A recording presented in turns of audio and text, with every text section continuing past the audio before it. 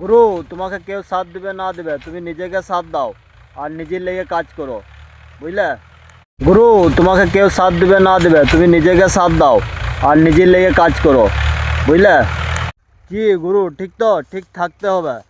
তো আমরা সবাই স্বপ্ন দেখি, কিন্তু স্বপ্ন নিয়ে আমরা কাজ করি না। সবাই জানি যে কর্ম না করলে কিন্তু কিছু হয় না, তবুও আমরা কিন্তু শুয়ে বসে দিন পার করে দিই। এরকম করলে হবে? তুমি যে স্বপ্ন দেখবে সে স্বপ্ন নিয়ে কাজ করতে হবে তোমাকে ডেলি। আর যেমন আমি ভিডিও বানাই, তো আমি যেমনি হোক একটা করে ডেলি ভিডিও ডালি। তো আমি যদি এটা করতে ছেড়ে দিই, তাহলে কি আমি আগে যে সফল হতে পারবো? না।